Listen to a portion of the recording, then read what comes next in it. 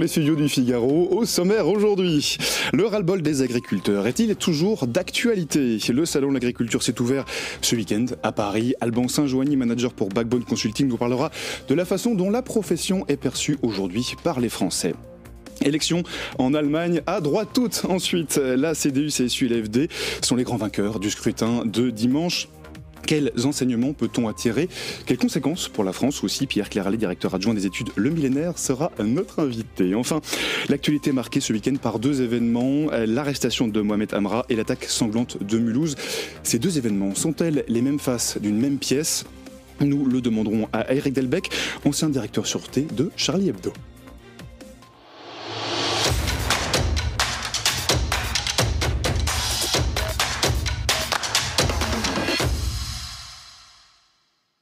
Et soyez les bienvenus dans les studios du Figaro et bienvenue dans Point de Vue. Bonjour Alban Saint-Joigny. Bonjour. Vous êtes manager pour Backbone Consulting. Nos téléspectateurs vous connaissent bien. Vous êtes là pour commenter ce sondage Odoxa réalisé avec Backbone Consulting pour le Figaro sur les Français et les agriculteurs.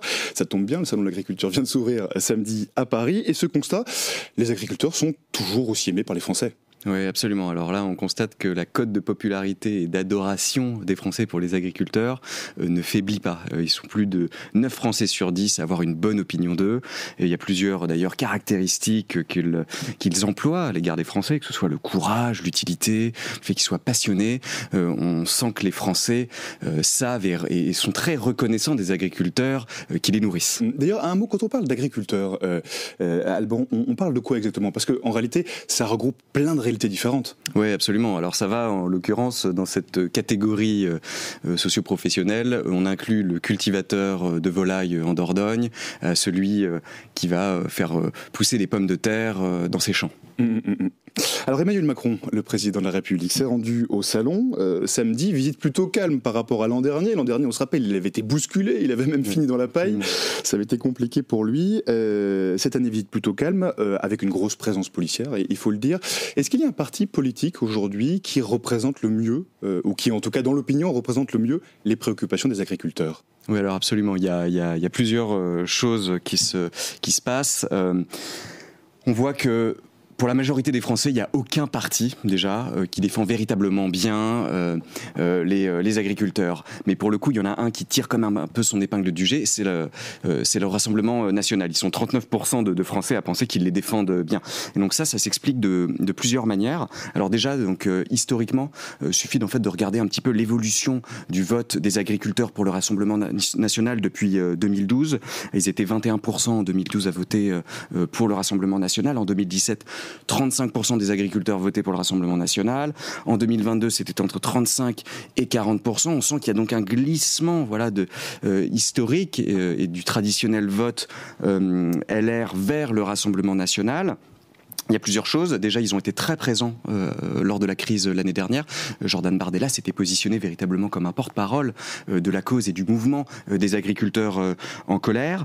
Le RN a vraiment su capitaliser donc sur les frustrations aussi des agriculteurs, désigner les bons ennemis, les bons coupables, l'Union européenne, donc les élites, donc à Paris, même à certains égards la FNSEA. Et on note aussi un autre phénomène qui est celui de l'intégration dans le narratif du Rassemblement national, de tout l'imaginaire autour de la ruralité, des traditions, de l'art de vivre. Oui, c'est assez récent en fait dans l'analyse sémantique des discours du Rassemblement national. On opère vraiment un changement notable depuis ces dernières années. Et d'ailleurs, on le voit même, puisque vous le savez, notre expertise est d'aller regarder ce qui se passe sur les réseaux sociaux. Et donc là, j'ai regardé un petit peu ce qui se disait sur le salon de l'agriculture et la séquence que nous sommes en train de vivre. Et il s'avère que Jordan Bardella est la personnalité, en tout cas politique, la plus visible et la plus active sur les réseaux sociaux, et notamment sur Facebook et sur X. On va y revenir. Mais on y reviendra. On y reviendra sur les réseaux sociaux, bien sûr. Jordan Bardella, qui était dimanche au Salon de l'Agriculture, visite plutôt calme, pour le coup, pour lui. Et c'est d'ailleurs assez spectaculaire. Il est souvent très bien accueilli par les agriculteurs et au Salon de l'Agriculture. Oui, et comme je le disais, il a vraiment su saisir le moment l'an dernier et à se positionner comme le porte-parole du mouvement, à tacler les élites. Et puis d'ailleurs, aujourd'hui, on le voit dans le type de message qu'il pousse sur les réseaux sociaux.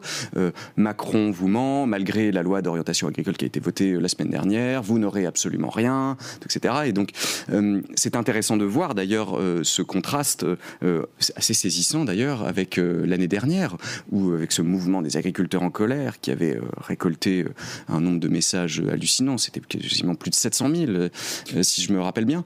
Oui, est-ce que cette mobilisation des agriculteurs, alors ils s'étaient mobilisés l'an dernier, ils se sont encore mobilisés il y a de ça quelques mois et encore quelques semaines, est-ce que ça a un effet sur leur image dans l'opinion ? Eh bien écoutez, pas du tout. En tout cas, aujourd'hui on constate que les Français adorent les agriculteurs, quoi qu'ils fassent.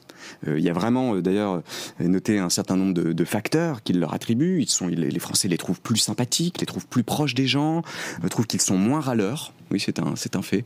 Moins pollueurs aussi. On sent que d'ailleurs la cote de popularité depuis 5 ans, depuis le Covid, va en faveur des agriculteurs. Les Français se sont véritablement rendus compte du caractère essentiel des agriculteurs, le fait de bien se nourrir, le fait d'acheter des produits frais, d'être en circuit court, ça c'est très important.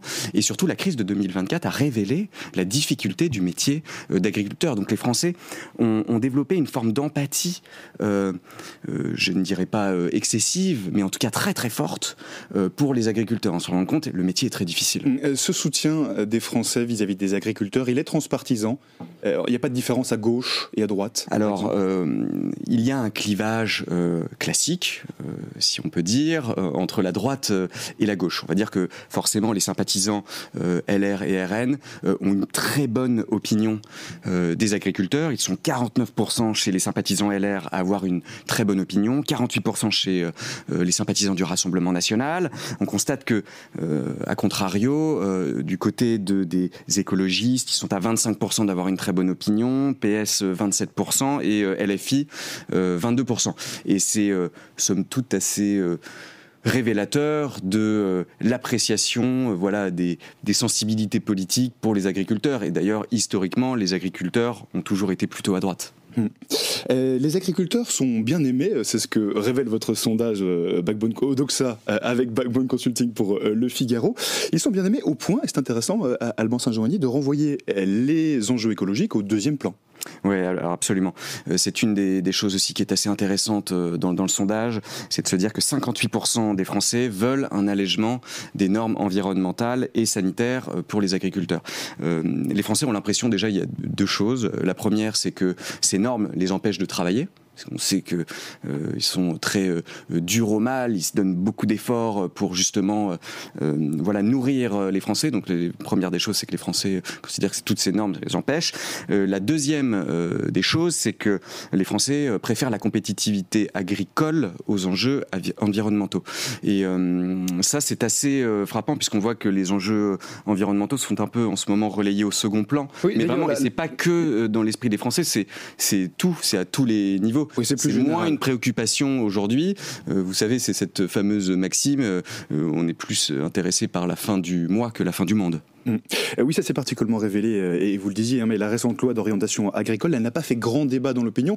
Pourtant, il y avait quand même des sujets sensibles dans cette loi, notamment, il était question de pesticides. Oui, alors ça reste d'ailleurs un sujet très, très sensible, évidemment, et qui est illustré d'ailleurs par ce clivage droite-gauche, c'est-à-dire que à la fois les sympathisants qui sont plutôt à droite veulent cet allègement de normes pour faciliter le travail des agriculteurs. En revanche, à gauche, oui, il y a une vraie volonté de maintien de ces normes parce que les pesticides, et c'est toute l'ambivalence d'ailleurs du sujet et que l'on retrouve d'ailleurs sur les réseaux sociaux. C'est une vraie ambivalence. Oui, dans votre sondage, vous le notez sur les réseaux sociaux quand on parle du grand public, il y a un côté presque un peu schizophrénique, c'est-à-dire que tout le monde aime bien les agriculteurs, mais en même temps tout le monde aime bien l'écologie, et puis c'est un petit peu des injonctions contradictoires à un moment donné. On ne peut pas tout concilier tout le temps. Tout à fait, oui. C'est-à-dire qu'il y a cette véritable ambivalence au niveau, nous on le voit au niveau des internautes, c'est-à-dire on veut plus de protection pour l'environnement, protéger la santé des Français, mais d'un côté on veut favoriser l'activité des agriculteurs parce que les Français et les internautes de surcroît sont attachés. Mais on note quelque chose qui est très important à souligner, c'est la fin de l'agribashing. C'est la fin de l'agribashing et c'est désormais le temps du norme bashing. Et ça, c'est déjà quelque chose qui vraiment prend le dessus dans l'opinion. Alban Saint-Jeanny, vous parliez des réseaux sociaux il y a un instant. On sort tout juste des élections dans les chambres d'agriculture. Ça a été compliqué. La coordination rurale a largement remporté ce scrutin. Ils sont arrivés en tête dans 14 départements. D'ailleurs, au Salon de l'agriculture ce week-end, on a vu beaucoup de bonnets jaunes qui sont un petit peu le signe distinctif de la coordination rurale, de ce syndicat. Comment est-ce qu'on peut expliquer leur succès notamment sur le tandem FNSEA Jeunes Agriculteurs, qui était ces dernières années largement majoritaire dans les chambres d'agriculture. Là, pour la première fois, ils sont descendus en dessous des 50%. Comment est-ce qu'on peut expliquer ce succès de la coordination rurale ? Alors la coordination rurale a très bien saisi le moment historique qu'elle était en train de vivre l'année dernière, au moment de la crise du mouvement agricole et du mouvement des agriculteurs en colère. Ils ont compris les codes aussi et les usages des réseaux sociaux pour amplifier les messages, appuyés et soutenus par la force de frappe aussi digitale du Rassemblement national et de l'ensemble de ses lieutenants politiques. Donc ils ont su saisir aussi le mal-être et se faire les porte-voix de ce mouvement des agriculteurs. Et d'ailleurs, on se souvient de l'histoire qui avait saisi d'ailleurs l'opinion à ce moment-là, de Rémi Dumort, qui avait interpellé Emmanuel Macron à l'ouverture du Salon de l'agriculture en 2024 en disant qu'il avait lui-même songé et envisagé le passage à l'acte de se suicider et qui avait fait grand bruit dans les communautés en ligne des agriculteurs et même auprès des Français. Il est aujourd'hui devenu président de la Chambre d'agriculture de Dordogne et donc lui-même a pris aussi le pas de son rôle et se fait porte-voix de ce mouvement. Ils sont très actifs sur les réseaux sociaux, la coordination rurale. Ils sont très actifs. Alors il faut savoir qu'on pense toujours que les agriculteurs sont dans leurs champs ou dans leurs élevages et ne sont pas du tout connectés. Or, c'est totalement faux. C'est tout à fait une idée reçue. Ils sont très actifs déjà dans certains forums en ligne. Ils sont très actifs sur Facebook. Ils sont très actifs sur YouTube. Ils postent énormément de vidéos pour montrer YouTube, leur quotidien. Agriculteurs. Ils montrent leur quotidien. Voilà comment ça se passe. Je me lève le matin, à 5h du matin. Je vais donner à manger à mes animaux. Je vais trier mes pommes de terre et mes choux-fleurs pour montrer la réalité de ce qui se passe. Et ce qui, d'ailleurs, favorise l'adhésion et la sympathie que les Français éprouvent à l'égard des agriculteurs. Est-ce que dans ces messages Facebook, YouTube que les agriculteurs diffusent et que vous scannez pour Backbone Consulting, est-ce qu'on retrouve beaucoup de messages à connotation politique ? Alors oui, on constate quand même beaucoup globalement, donc il y a une préoccupation globale des Français qui se demandent un peu ce qui va advenir du métier d'agriculteur, parce qu'on les voit un peu disparaître, donc en plus ils incarnent un peu le survie de la nation. La coloration politique, elle est moindre en ce moment, elle reprend forcément un peu des couleurs au moment du Salon de l'agriculture, puisqu'il y a toujours une volonté de jouir de cette fenêtre de tir médiatique pour faire passer ces messages.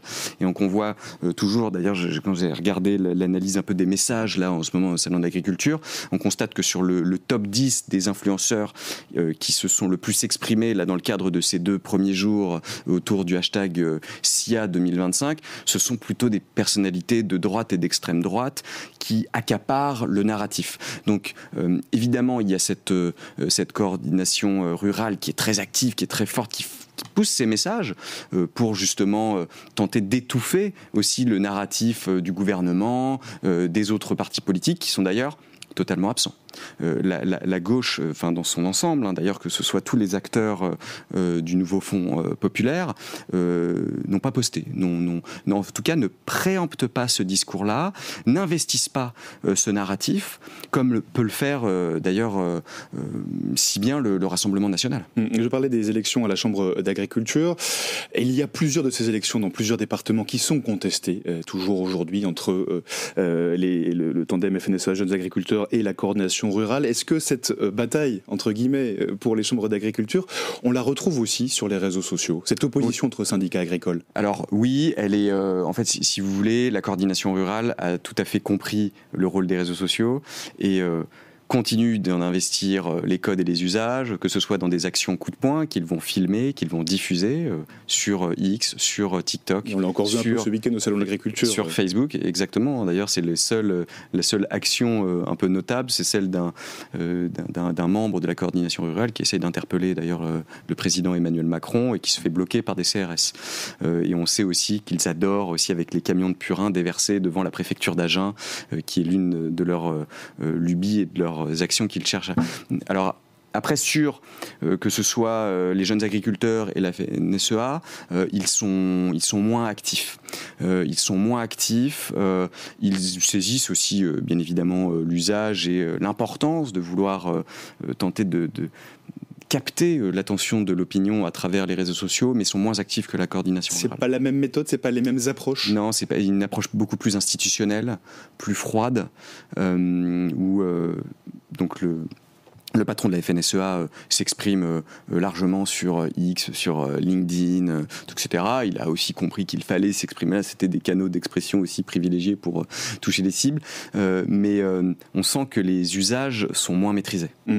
Et une précision, Alban Saint-Joanny, ce sondage sur les Français et les agriculteurs, sondage Odoxa avec Backbone Consulting pour le Figaro, quel est son degré de précision ? Eh ben, il est tout à fait précis comme peut l'être un sondage. C'est-à-dire que vous prenez à ce moment-là un échantillon pour faire un peu de pédagogie autour de ça. Ouais, vous prenez un échantillon représentatif pour essayer du coup de déterminer. Exactement, sur la méthode des quotas habituelle. Et ça vous permet de mesurer du coup aussi dans le temps l'évolution du soutien de l'opinion aux agriculteurs. On en parlait un peu tout à l'heure, ce soutien il reste continu dans le temps. Il n'y a pas de grande variation en fait. Ah non, il continue et il continue de se renforcer et de s'accroître au fil des années. Et vous pouvez demander d'ailleurs, et c'est assez transpartisan, peu importe d'ailleurs l'affiliation politique, vous pouvez demander à n'importe quel Français quelle image vous avez des agriculteurs, et a priori vous répondront qu'elle est plutôt bonne. Eh bien, merci Alban Saint-Joanny. Je rappelle que vous êtes manager pour Backbone Consulting. Merci de nous avoir fait part de ce sondage. Donc, je rappelle, sondage sur les Français et les agriculteurs, Odoxa. Sondage Odoxa avec Backbone Consulting pour le Figaro, qu'on peut bien sûr retrouver en ligne. Merci à vous. Nous partons présent pour l'Allemagne, où des élections fédérales avaient lieu ce dimanche. Des élections et deux grands vainqueurs. Regardez. Aber jetzt werden wir miteinander reden und es geht vor allem darum, so schnell wie möglich eine handlungsfähige Regierung in Deutschland wieder zu schaffen mit einer guten parlamentarischen Mehrheit.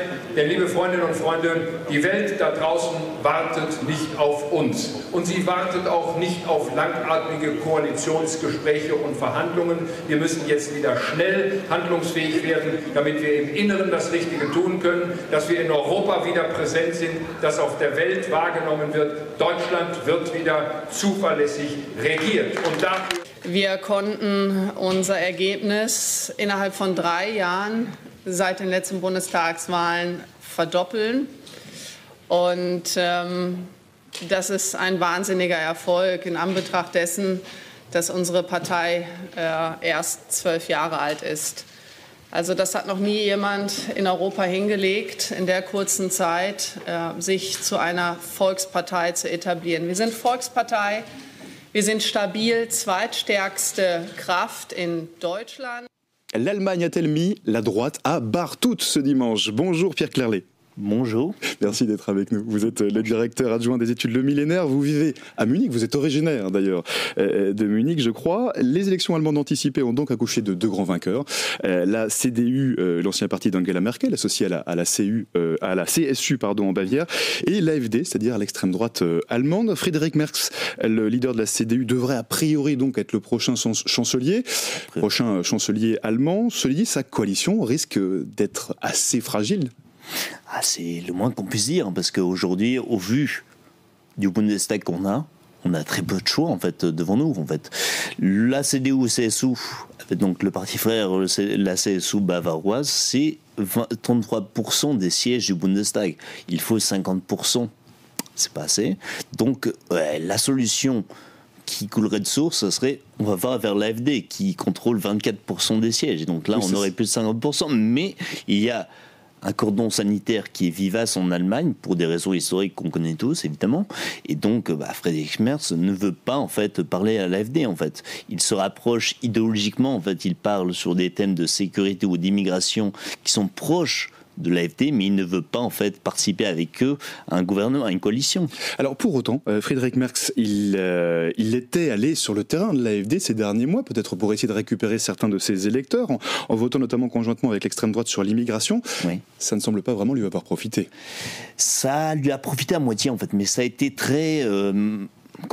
très discuté en fait au niveau de la CDU en elle-même, parce que la CDU, ce qu'il faut dire, c'est qu'il y a encore les relents du merkelisme, qui est vraiment un centrisme pragmatique qui a fait beaucoup de mal à l'Allemagne. Et en fait, beaucoup en fait de cette frange ont regretté que Merz justement aille casse le cordon sanitaire et vote avec l'AfD. Mais après, ça a fait du bien aussi. Il a pu prendre un petit peu d'électeurs qui auraient été tentés par l'AfD, mais aussi des électeurs qui justement veulent quelque chose d'autre, puisqu'ils sont déçus entre une gauche ou une droite modérée en Allemagne qui n'a rien fait depuis 20 ans en fait. Donc ça lui a fait du bien électoralement, mais c'est vrai qu'à sa gauche, donc à la gauche du parti, mais aussi donc les Verts et donc la gauche radicale Die Linke, justement là, ces partis ont profité d'un apport de personnes qui se sont dit horrifiées du fait que justement le cordon sanitaire était cassé et que c'était une horreur pour l'Allemagne. Alors, à l'autre bout du spectre, vous les avez mentionnés, les sociodémocrates d'Olaf Scholz, le chancelier sortant, sort assez largement désavoué de ces élections. C'est le moins qu'on puisse dire. C'est le moins que l'on puisse dire. Comment est-ce que vous percevez, de façon générale, ce plébiscite pour la CDU, CSU et l'AfD? Est-ce qu'on peut dire que c'est un peu à droite toute en Allemagne? C'est à droite toute, oui, mais il ne faut pas non plus parler de plébiscite pour la CDU. Parce que ce qu'il faut dire, c'est que les élections de 2021, les précédentes, la CDU, qui était très mal en point après 16 ans de règne de Merkel, ont obtenu donc 24,4%, ce qui était un plus bas historique. Aujourd'hui, c'est un peu plus de 28,5%. Oui, on peut pas parler on peut parler d'un raz-de-marée au niveau de l'AfD, parce qu'eux, ils ont doublé leur score au niveau donc fédéral, en termes de proportion. Donc voilà, donc ça n'explique pas tout, et moi je dirais, c'est un petit peu la dernière chance pour la CDU de justement montrer qu'ils sont capables de parler de vraies choses, de problèmes des Allemands. Ce que Merkel a été incapable de faire, ce que Scholz, avec sa coalition bancale dès le début et surtout pitoyable de feu tricolore, n'a pas réussi à faire. On a beaucoup aussi reproché à Olaf Scholz, pour encore parler un instant de lui, de ne pas avoir cédé la main à Boris Pistorius, le bientôt ex-ministre de la Défense. C'était quelqu'un de son parti, du SPD, beaucoup plus populaire que lui. Oui, c'est vrai. Est-ce qu'on peut parler d'erreur stratégique ? Oui et non. Parce qu'en fait, ce qu'il faut dire, c'est que Pistorius est toujours vu comme étant beaucoup plus charismatique et beaucoup plus pragmatique que Scholz, en fait. Et donc, la question se posait quand la coalition s'est cassé la figure, en fait, au mois de novembre, avec le départ de Christian Lindner, en fait. Et donc là, on se disait, l'AfD est deuxième dans les sondages, mais si on met Pistorius, on pourrait passer deuxième. Mais après, ce que j'entends aussi, c'est que Pistorius ne voulait pas forcément y aller, parce que justement, c'était voué à l'échec. Donc, dans tous les cas, ce n'était que reculer pour mieux sauter, parce que là, aujourd'hui, comme l'AfD, la coalition avec l'AfD est impossible, la CDU n'a qu'une seule option mathématiquement, c'est d'aller vers le SPD, et dans ces cas-là, ça sera impossible de faire une alliance Merz-Scholz, parce que justement, il y a une animosité en fait très forte entre les deux. Or, c'est Scholz qui a perdu, donc Scholz va laisser la main au niveau du parti, et ça va être Pistorius qui va prendre la main sur le parti. En soi, dans Pistorius, on n'a pas fini d'en entendre parler. Risque d'encore rester longtemps dans le paysage. Pierre Cléré, j'aimerais parler avec vous, essayer de comprendre ce qui va arriver dans les prochains mois en Allemagne, essayer de comprendre notamment le positionnement du futur chancelier de la CDU, issu de la CDU, donc Friedrich Merz. Il a notamment déclaré hier soir que l'Europe, et je le cite, devrait être désormais indépendante des États-Unis en matière de défense. Il a aussi dit que c'était pour lui une priorité, en ajoutant cette phrase « Je n'aurais jamais cru dire ça à la télévision ». Oui, c'est vrai. C'est vrai, ça a surpris beaucoup de monde en Allemagne, parce qu'en fait Merz, pour revenir un petit peu sur son histoire, était le rival historique d'Angela Merkel au niveau de la CDU. En fait, en 2002, quand on a eu la guerre en fait des chefs au niveau de la CDU, c'était Merz qui était sur une ligne plus atlantiste, plus libérale conservatrice, et Merkel qui était plus centriste, pragmatique. C'est Merkel qui a gagné, et Merz est parti. Il a quitté la vie politique de 2009 à 2021 en fait. Et donc voilà, donc Merz n'a jamais changé, il a toujours eu ses idéaux, c'est le parti qui a changé. Ça, c'est une aparté. Donc voilà, ce qu'on peut dire, c'est que justement, Merz, c'est compliqué. Il a toujours été très pro-OTAN. Il a toujours été pro. C'est pour ça, parce que justement, quand il était dans sa traversée du désert, en recul de la vie politique, en fait, il travaillait dans un groupe de lobbying pour favoriser les relations transatlantiques. Il était au bord de BlackRock, par exemple. Donc lui, ça a toujours été son dada, si je peux m'exprimer ainsi. Mais le problème, c'est que justement, il y a eu Munich. La semaine dernière, il y a eu le discours de J.D. Vance qui a tout changé. Le président américain. Voilà. Et qui a tout changé, justement. Et là, il y a une révélation pour Merz. En fait, il s'est dit, je ne peux pas, en fait, ne pas dire quelque chose. Je ne peux pas me taire comme Merkel a pu le faire en son temps. Et donc, je dois prendre position. Et donc, la meilleure position, c'était quoi? C'était vraiment, à droite toute, dire qu'on était pour l'autonomie stratégique allemande et contre la soumission face aux États-Unis, qui en fait nous crache la figure à Munich même. Oh oui, ce discours de J.D. Vance, il faut peut-être juste rappeler en un mot ce qu'il s'est dit. Grosso modo, il a dit aux Européens, débrouillez-vous vous-même. Il était très très critique vis-à-vis des Européens et même des démocraties européennes. Non, bien sûr, mais il faut se souvenir que justement l'organisateur de la conférence était en pleurs et donc ce qui s'est dit en Allemagne, c'était que justement on n'aurait jamais dû inviter J.D. Vance vu ce qu'il a dit, mais aussi dans la salle, on avait, Merz n'était pas présent parce qu'il est venu après, mais on avait Boris Pistorius qui était présent dans la salle et il a été horrifié parce qu'il entendait en fait. C'est juste l'Allemagne, c'est vrai qu'on le comprend pas forcément vu de France, mais pour l'Allemagne, les États-Unis, ça a toujours été un pays ami. Depuis la Deuxième Guerre mondiale, ce sont les alliés de toujours. C'est grâce, peut-être, je pense qu'on peut le dire, aux États-Unis que l'Allemagne est ce qu'elle est aujourd'hui. Bien sûr. Et donc ça représente vraiment que les États-Unis aujourd'hui disent à l'Allemagne et à l'Europe, allez vous faire voir, pour le dire poliment. Non, c'est vrai. Pour les Allemands, c'est un vrai choc en fait. Et plus qu'un choc, parce qu'on va dire, oui, comme vous l'avez dit, après la guerre, donc en 49, les Américains ont participé donc à créer la Constitution allemande, en fait, la loi électorale qui a tenu jusqu'en 2023. Donc c'est les Américains qui ont joué là-dessus. Après, les Allemands ont toujours eu une volonté d'être dépendants de l'aide américaine en termes de défense. Donc ils voulaient vivre des dividendes de la paix, ils ne voulaient plus d'armée allemande. Ils disaient, les Américains, vous en chargez, en fait. Et donc ça a duré jusque... ça dure toujours, en fait. Il y a une dizaine de bases américaines encore en place en Allemagne. Et donc, oui, c'est un choc pour eux, parce que justement, la relation avec les Américains, c'est quelque chose pour les Allemands. Et visiblement le prochain, en tout cas, chancelier allemand entend bien diriger son pays de façon un petit peu différente. Pour parler aussi de ce qui va arriver en Allemagne et de ses positions, des positions de la CDU et de Friedrich Merz, l'Allemagne se débat toujours avec le nucléaire pour parler d'énergie. Quelle est la vision du futur chancelier sur ce sujet? Il a beaucoup été ciblé par le parti écologiste durant la campagne. Bien sûr, mais il a eu besoin de le faire parce qu'encore une fois, comme je l'ai dit, il devait se démarquer en fait des partis de système en fait qui étaient donc décriés par l'AfD et ce qui les a fait monter évidemment. Donc il voulait se démarquer évidemment de Scholz qui a été mauvais sur toute la ligne. Scholz et les Verts qui ont participé donc à la faillite énergétique allemande, mais aussi Merkel en fait qui s'est fait remarquer par une inaction en fait qui coûte très cher aux Allemands actuellement. Et quel est son plan au futur chancelier pour l'énergie? Il veut notamment finir avec le gaz russe, mais pas que. Mais pas que, en fait, c'est vraiment... il veut être beaucoup plus pragmatique, en fait. Lui, et surtout la CSU, parce qu'il faut le dire, en fait, le plan pour que l'Allemagne sorte du nucléaire, ça a été de 2011 jusqu'à 2023. La dernière centrale nucléaire allemande, c'était en Bavière. Et la CSU a très fortement donc, demandé au gouvernement fédéral de retarder, voire d'annuler la fermeture de la centrale. Parce qu'on était en 2023, en plein milieu de la guerre en Ukraine, c'était très dur. Or, le gouvernement fédéral et les Verts n'ont rien voulu entendre. Donc, de ce point de vue-là, Merz veut revenir sur une certaine forme de pragmatisme. Ramener du nucléaire, notamment. Un petit peu de nucléaire dans le mix. On va pas en finir avec l'énergie renouvelable, avec l'éolien, le solaire, etc. Mais être plus pragmatique et justement plus de nucléaire, sachant qu'aujourd'hui les Allemands payent le prix du kilowattheure, le prix de l'énergie le plus important du monde occidental. Et sachant aussi que le futur chancelier, bien sûr, devra trouver une coalition. Je voudrais quand même vous montrer aussi, Pierre Claret, une carte qui ressort des résultats électoraux de ce dimanche en Allemagne. On va la montrer à l'écran. Elle est assez impressionnante, cette carte, tout de même.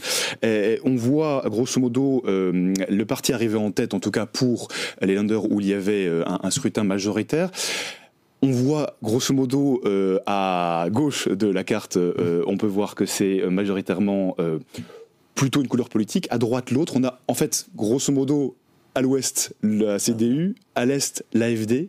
On a presque l'impression quand on voit cette carte que finalement le mur de Berlin existe toujours. Ah bien sûr, mais c'est vrai que 30 ans après, la réunification n'est pas effective en fait. Il y a toujours un triple problème en Allemagne économique, parce qu'il y a toujours une disparité économique entre l'Ouest qui est riche et l'Est où il y a beaucoup de chômage et où on est pauvre. Il faut le dire parce que le PIB par tête est très inférieur. En fait, il est proche des 20-30 000 dollars par tête en Allemagne de l'Est, alors qu'à l'Ouest, on peut aller en Bavière jusqu'à peut-être 60-70 000 dollars. Et pourtant, ça fait 35 ans que ces deux Allemagnes ont été réunifiées. En 35 ans, on n'a pas réussi, le pays n'a pas réussi à recréer une forme d'unité. C'est bien le deuxième problème, c'est qu'ensuite, il y a eu une volonté politique avec justement les chanceliers successifs qui ont dit on va dépenser beaucoup d'argent pour justement vous aider à vous remettre au niveau, parce que vous n'êtes pas.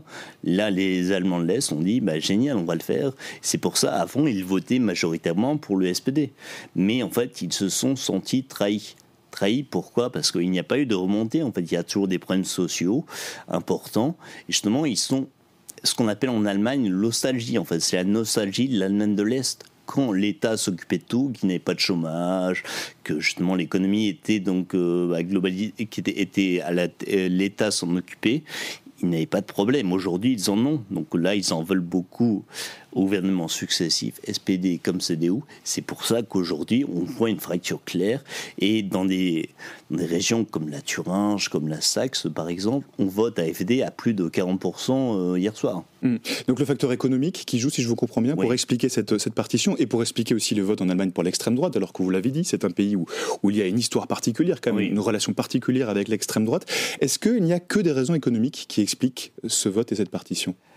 Non, il y a aussi des raisons, comme je l'ai dit, en fait, ils se sentent abandonnés par les dirigeants. En fait, ils n'ont aucune représentation en termes dans les grandes entreprises, mais aussi politique. Parce qu'aujourd'hui, vous regardez, Merz vient de l'Allemagne de l'Ouest, Weidel de l'Allemagne de l'Ouest, Scholz était l'ancien maire de Hambourg, tout le monde vient de l'Ouest. Et là, ils se disent, on n'est pas représenté. Ça fait 30 ans, mais voilà, quoi. Vous nous faites des belles promesses, mais rien n'est fait. On ne voit rien venir. Et après, il y a un autre problème, c'est que justement, face à tout cela, donc, ils se disent que justement, il y a un problème et on ne les écoute pas. L'Union européenne ne les écoute pas aussi. On leur dit, vous devez être gentil avec les migrants, vous devez faire plein de choses. On a vu ce qui s'est passé à Magdebourg, en décembre dernier, en fait, et c'est un ressentiment. On se dit, d'un côté, on ne nous écoute pas, on ne nous donne rien, et de l'autre, justement, ça se retourne contre nous. Donc c'est un crime.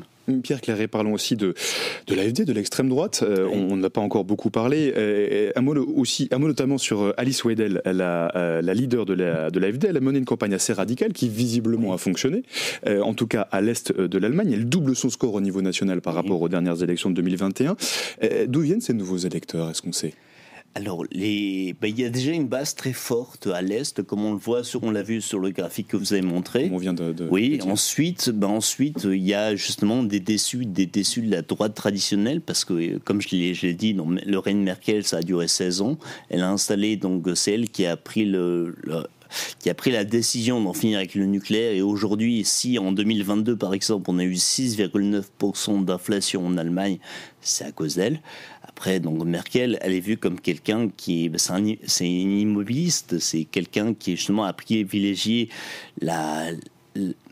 qui a bradé la souveraineté allemande pour obtenir plus de garanties, plus de croissance pour les Allemands, ce qui a pu marcher à court terme, mais à long terme, ils sont perdants. Et l'AfD récupère les dessus de cette politique. Alors, l'AfD, Alice Weidel, sa leader, n'est pas en position aujourd'hui de gouverner. En tout cas, le CDU et Friedrich Merz a clairement fermé la porte pour l'instant. Cela dit, il lorgne déjà sur les prochaines élections. Qui seront en 2029 en Allemagne. 2029, s'il n'y a pas une dissolution avant. Mais non, en fait, véritablement, Merz est conscient de ce que je vous ai dit, c'est sa dernière chance, en fait. C'est la dernière chance de la CDU, parce que sinon, la CDU va finir comme les LR en France. C'est-à-dire que les gens en auront assez. Ils leur font confiance une fois de plus, parce que Weidel est vu comme quelqu'un de pas fiable, en fait, de très extrémiste, et puis le SPD a échoué complètement.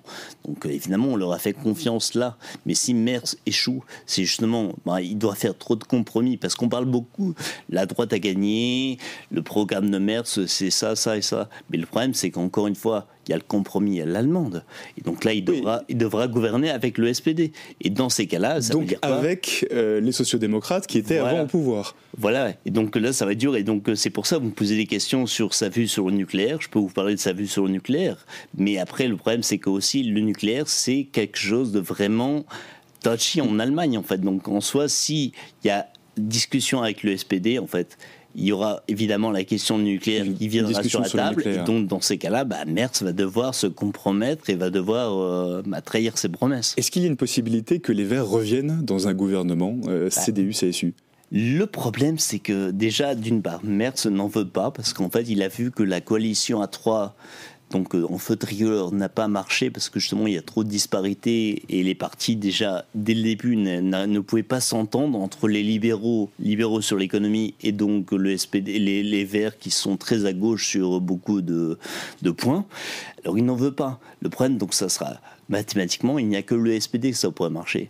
Si on a une alliance CDU avec les Verts, mathématiquement on n'a pas 50%. La Constitution allemande autorise cela, parce qu'en fait, s'il y a 3 votes, le 3e vote se fait à la majorité qualifiée. Donc pas besoin de majorité absolue. Mais donc il n'est pas exclu que les Allemands doivent revenir aux urnes d'ici quelques mois. Il faut que cela échoue. Il faut que le président, donc Steinmeier, décide que justement on est dans une impasse. Or, ça n'a jamais été fait. Et encore une fois, comme je vous l'ai dit, un chancelier qui est élu, qui est dès le début en fait sans majorité, c'est arrivé pour la dernière fois en 1932. Et encore une fois, c'est des mauvais souvenirs pour les Allemands. Un tout dernier mot, en quelques mots, Pierre Clairet, sur le vote des jeunes. Oui. Il y a une partition chez les jeunes entre hommes et femmes qui est assez impressionnante. Les électrices de 18 à 24 ans ont grosso modo voté Die Linke, extrême gauche. Les électeurs de 18 à 24 ans, donc masculins, ont largement voté pour l'AfD, extrême droite. Comment est-ce qu'on peut expliquer cette différence ? Cette différence, c'est que justement, il y a vraiment une rupture claire en Allemagne. Il y a une rupture claire et donc l'AfD parle plus de valeurs traditionnelles en fait contre le féminisme, contre le wokisme, des choses qui parlent plus aux jeunes hommes évidemment. Ce qui intéressant, c'est de voir que justement même les femmes commencent à voter pour l'AfD. En 2021, les primo-votants, surtout les femmes, c'était au moins un tiers de vote pour les Verts, sachant qu'en Allemagne, on vote très jeune, on vote à partir de 16 ans. Cette année, en fait, c'est l'AfD qui est majoritaire chez les hommes et Die Linke chez les femmes, ce qui montre bien qu'il y a une radicalisation en fait, de la société. Les hommes et les femmes vont d'un côté différent chacun et on n'arrivera plus à s'entendre. Donc si Merz échoue, on va aller sur un pays encore plus fragmenté. Et on continuera à suivre ça, bien sûr, évidemment, dans les prochains mois. Merci beaucoup, Pierre Clairet. Je rappelle que vous êtes le directeur adjoint des études Le Millénaire. Merci de nous avoir partagé votre point de vue.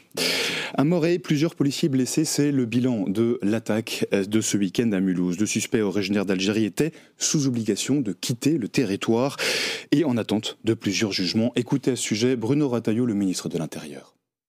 Le terrorisme islamiste a à nouveau frappé la France, après avoir frappé il y a quelques semaines d'autres pays, l'Allemagne et d'autres pays aussi. Mais c'est aussi, je le redis, je n'ai pas peur de le dire, le fait de désordre migratoire qui cause ces dégâts aussi. On le voit bien dans ce cas-là de façon assez éclatante. Le droit international, les relations entre les pays, les nations. Mais là, notamment avec le régime algérien, c'est la réciprocité. Ils n'appliquent pas un certain nombre d'accords que nous avons passés avec eux. Pourquoi est-ce que nous, on serait plus royaliste que le roi ? Donc moi, je suis pour ce rapport de force, parce que je vois bien qu'on a des individus dangereux qui devraient être en Algérie et qui sont sur le sol français. Les faits se sont déroulés peu avant 16h à proximité d'un marché dans le centre de Mulhouse. Selon des témoignages concordants, l'assaillant dont il est question aurait crié Allahu Akbar avant de tuer un homme au couteau et de blesser plusieurs policiers. Bonjour Eric Delbecq. Bonjour. Merci d'être avec nous. Vous êtes spécialiste en sécurité intérieure, auteur de ce livre que j'ai dans les mains, qu'on va montrer à l'écran. Ça s'appelle « Les irresponsables 10 ans après Charlie Hebdo ». C'est publié chez Plomb. Vous êtes aussi l'ancien directeur sûreté de Charlie Hebdo, d'où ce livre. Qui sont les irresponsables de l'attaque de Mulhouse, Eric Delbecq? Vaste sujet. Ils sont un peu nombreux, c'est-à-dire ce sont tous les gens qui, soit dans le domaine intellectuel, académique, soit politique, parfois certains juristes qui ont tendance à ne pas vouloir adapter une petite partie de notre système juridique, judiciaire ou administratif à l'évolution, aux métamorphoses de la menace et bien évidemment de ceux qui nous menacent. Donc en ce moment on voit un débat un peu poindre où on nous explique qu'en fait on ne peut pas faire évoluer ce dispositif sinon on mettrait en danger l'état de droit, ce qui est totalement faux. Ici il ne s'agit pas totalement de toucher aux libertés individuelles ou à la capacité de recours, il ne s'agit pas d'embastiller sans mesure ni raison, il s'agit simplement de prendre acte qu'un certain nombre de dispositifs ne fonctionnent plus. Alors ce samedi, juste une heure avant l'attaque de Mulhouse, le fugitif le plus recherché de France, Mohamed Amra, a été interpellé en Roumanie. Bruno Retailleau, qu'on a vu il y a quelques instants, ministre de l'Intérieur, n'a pas pu s'en réjouir très longtemps, le moins que l'on puisse dire. Cela dit, cette arrestation met aussi en lumière l'efficacité des enquêteurs français et de la coopération avec la Roumanie. Donc il y a quand même des choses qui marchent bien. Ah mais tout à fait. Alors, il y a un paradoxe qui est intéressant. Dans le cas de Mulhouse, et effectivement dans le cas de l'arrestation de Mohamed Amra, vous avez des forces de sécurité intérieure qui font vraiment leur maximum.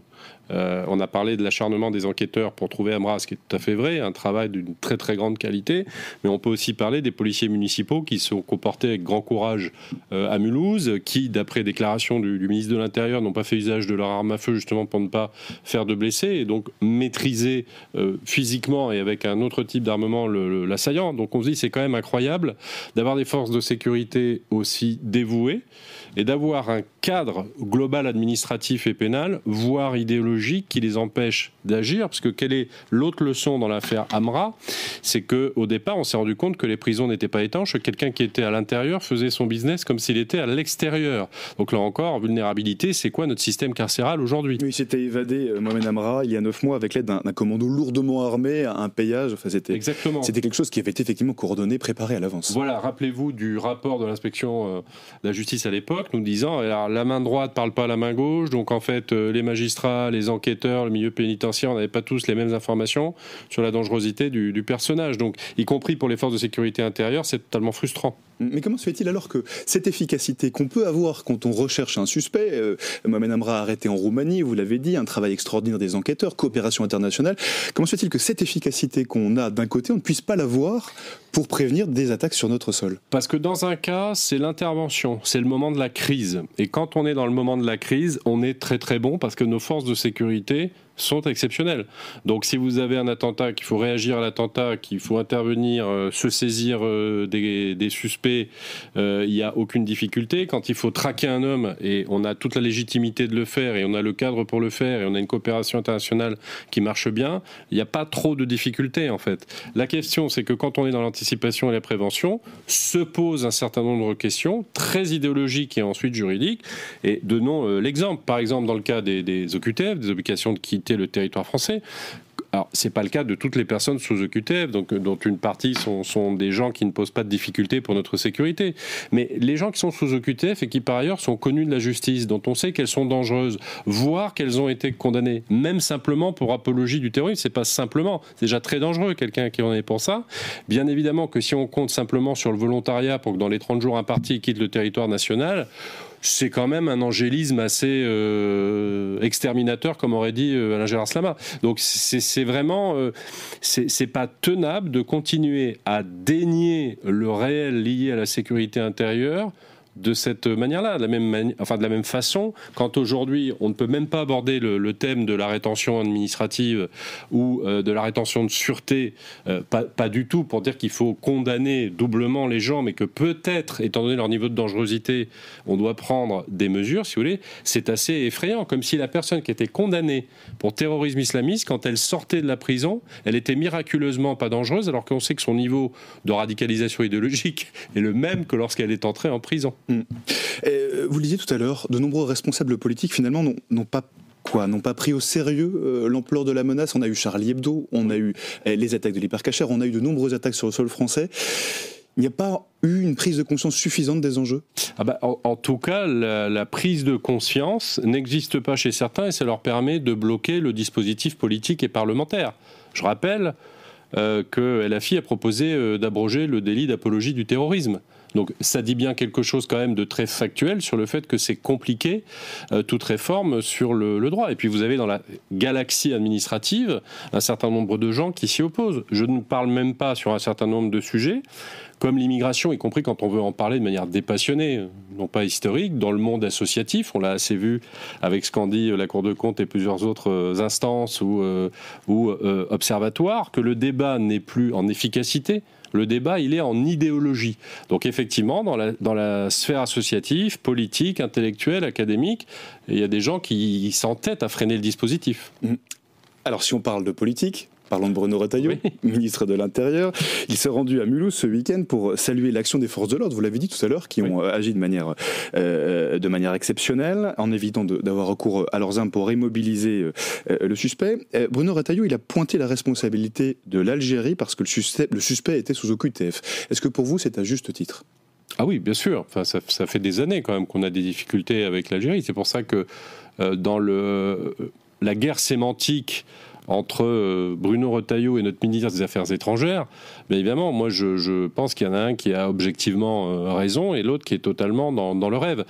Et il y a un rapport de force à rétablir avec l'Algérie, c'est évident, y compris, on le voit sur un cas qui n'est pas directement notre sujet, mais l'emprisonnement de Boualem Sansal, qui est quand même un déni de droit, qui est toujours emprisonné.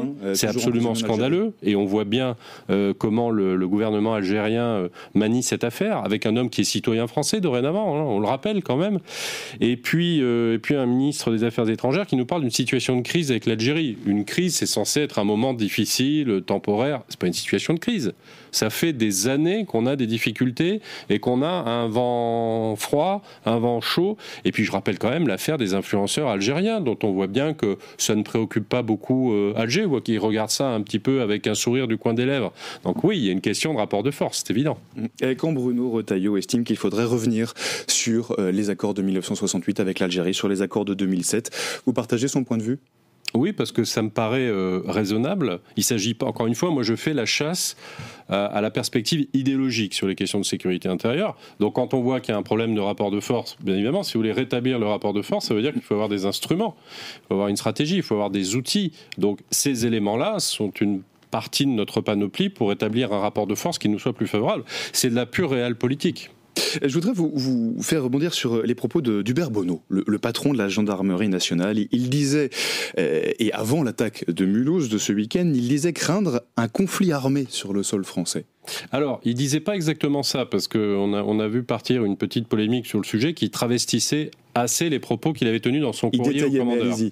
Voilà. Donc en fait, il disait simplement qu'il y avait un contexte stratégique qui s'était durci et que dans ce cadre-là, il fallait craindre un certain nombre de menées, notamment liées aux ingérences étrangères sur notre sol, à la fabrication de conflictualité sur notre sol, et que ça pouvait donner lieu chez des puissances qui n'étaient pas forcément amies, voire hostiles, à menacer des objectifs sur notre territoire national, à faire de la désinformation. Un discours tout à fait parallèle et bienvenu à celui du SGDSN, du secrétaire général de la Défense et Sécurité nationale, de Viginum, qui s'occupe de la désinformation, donc qui est plutôt une préparation des esprits. Attention, le contexte stratégique s'est durci, ce qui paraît évident. Donc c'est plus lié à l'observation justement d'un rapport de force qui s'est modifié, mais qui n'était pas du tout une veillée d'armes au sens classique. On a exagéré son propos.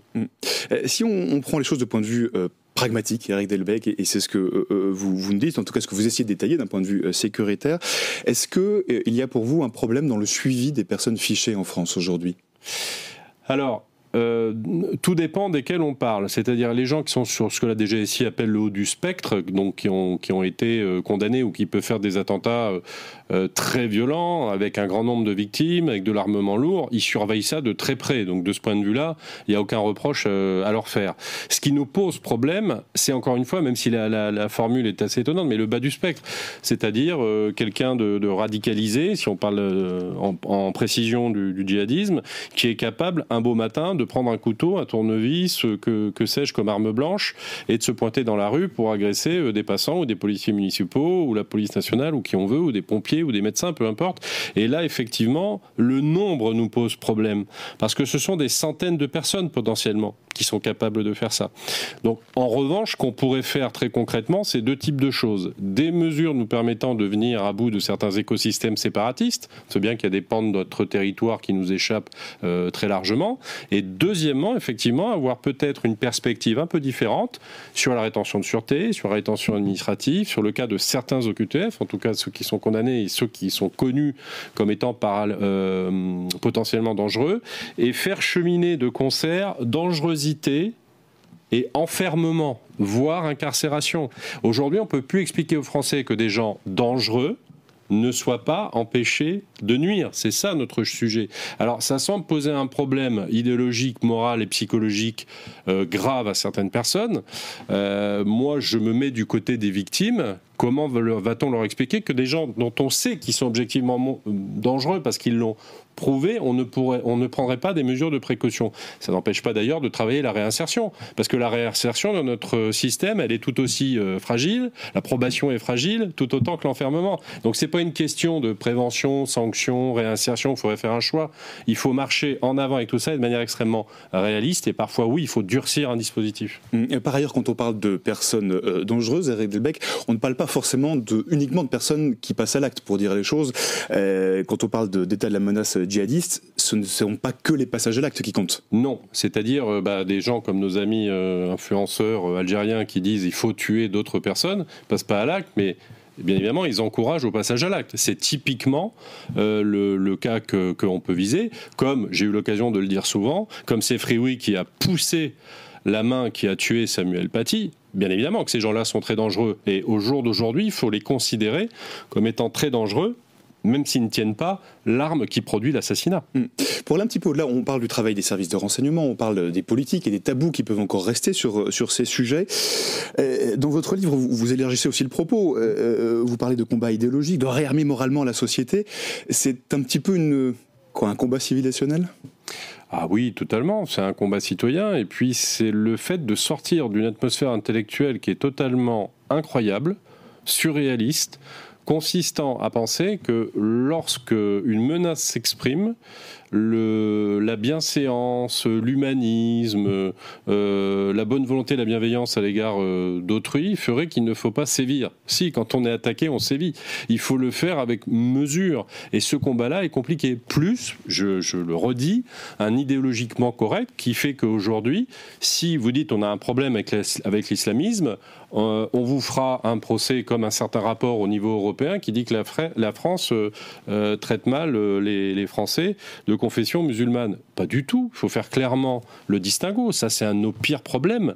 L'islamisme n'est pas l'islam. Si des gens s'obsèdent à vouloir confondre les deux, c'est qu'ils le font par duplicité.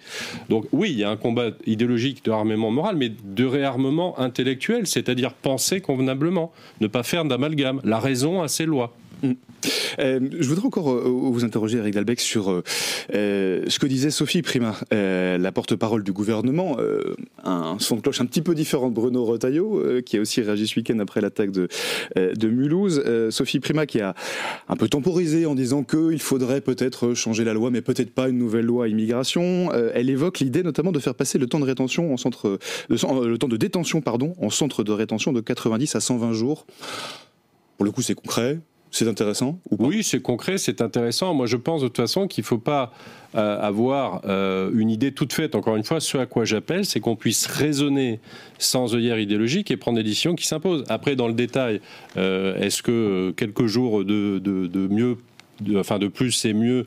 Pourquoi pas ? Et sans doute que oui. Mais vous voyez, moi, par exemple, je pense qu'on doit travailler très concrètement, mais très sérieusement, sur l'alourdissement des peines en matière d'infractions terroristes. Il y a des gens dont on sait bien qu'ils ne vont pas s'amender, donc je pense qu'il faut les garder enfermés le plus longtemps possible.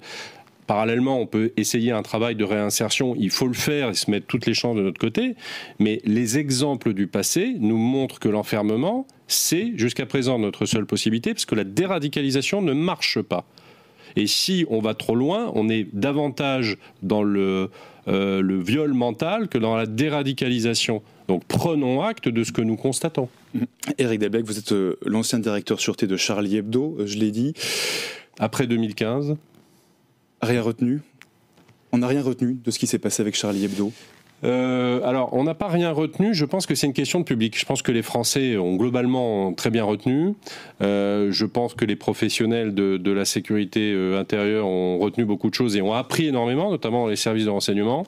Je pense qu'une certaine partie des gens qui ont mission de nous guider et de réfléchir dans ce pays qu'on nomme excessivement les élites, elles n'ont pas compris. Eh bien, merci beaucoup, Éric Delbecq. Je rappelle le titre de votre livre, ça s'appelle Irresponsable.